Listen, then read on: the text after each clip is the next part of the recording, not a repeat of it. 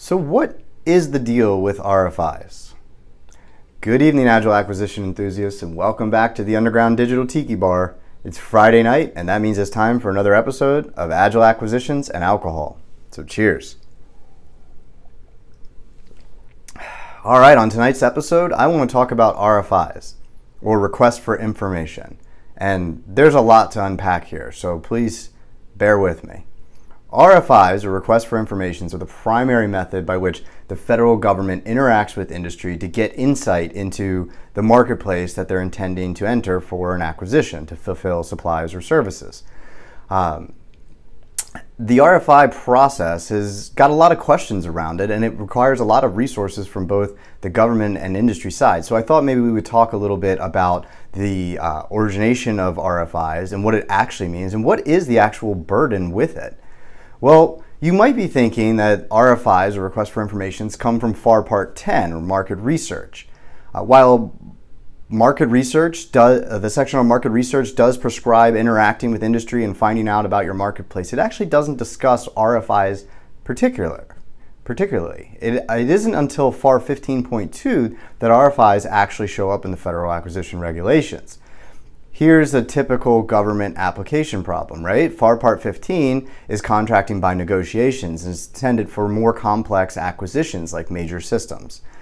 There are many other portions of the FAR, as I've mentioned before, that the FAR Council has provided alternative methods of acquisition that are much more streamlined or simplified. FAR 8.4 for Federal Supply Schedule, FAR 13.5 or 12 commercial or simplified acquisition and commercial acquisitions, and of course FAR 16.5 for IDIQs.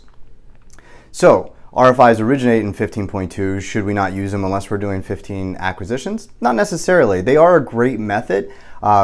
They can be used in conjunction with industry days and other methods of interaction, but actually going out to the marketplace with sort of an open request for information to form an acquisition has all sorts of great benefits. It can identify who in the market can actually satisfy the needs, such as small businesses. It can be the justification for a rule of two set aside. That is, if there's two or more small businesses that are capable and willing to do an activity, then by statute, an acquisition should be set aside. You don't know that until you start testing the market. There's lots of other reasons too, such as is open source an option, or what other methods can you use to solve your requirements, such as commercial solutions. So if we just accept that RFIs are an appropriate way to interact with industry, regardless of the FAR section that you're using, the next question is it a big burden? Well, it's fairly easy on the federal government side. Hopefully we've taken some time to put together what our needs are and then what questions we have for industry to help inform our strategy. But from industry, what I'm often hearing is we are dedicating a lot of time and resources, is taking away from resources for proposal processes. And here's what I'd say to that.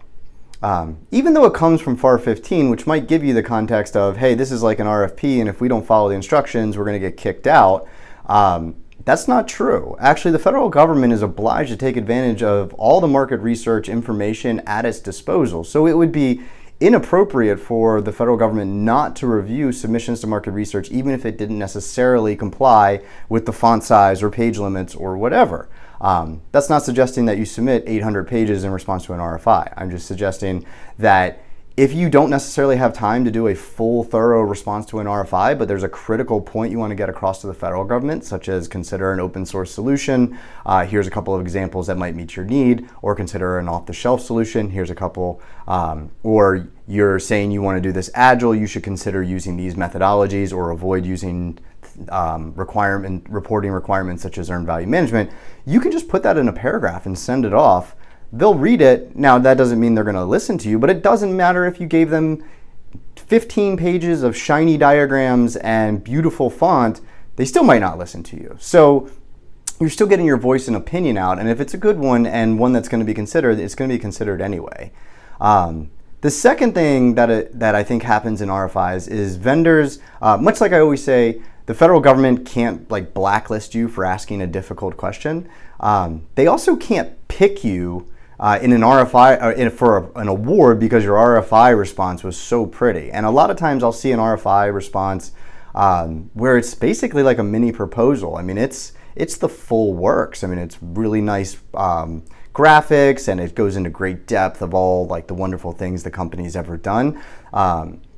if you're in a position where you're a small business and you're trying to convince the federal government that maybe this should be set aside, then by all means, you should go the extra mile to make the capability statement of your company. But if you do that once, you should pretty much have that canned language ready to go for all of your RFIs, because assumingly if you're a small business, you have core competencies, and those are going to be the same core competencies, and you're only chasing work that falls into those competencies. So yeah, take the time, put that together one time. For the most part, that should be reusable. When you get into the specifics, if you don't have time to answer the questions or all of the answer all of the questions, answer the ones that are pertinent to you and serve your interests, or the ones that you think will help serve the government's interests. And all in all, I mean, this is about improving communication with the federal government. It is not in the government's interest for a small business to decide not to give important information to them, or any business not to give important information to them because they just don't have the time or the resources. And it's not in industry's interest to, spend tons and tons of time and resources committed to sending in the perfect RFI. Take the time to ask what the strategic questions are. Take the time to provide the strategic information, and that's really what market research is about: is informing everyone in the reviewing side what is the key information they need to take away. So I hope that's the key information you take away from this video. Hopefully this was helpful for you. I really appreciate all the feedback I've been getting. It just keeps coming in, and I really appreciate it. I will keep making these videos.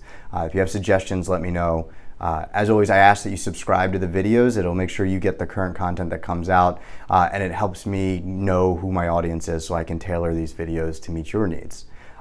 And with that, everybody have a great weekend. Cheers.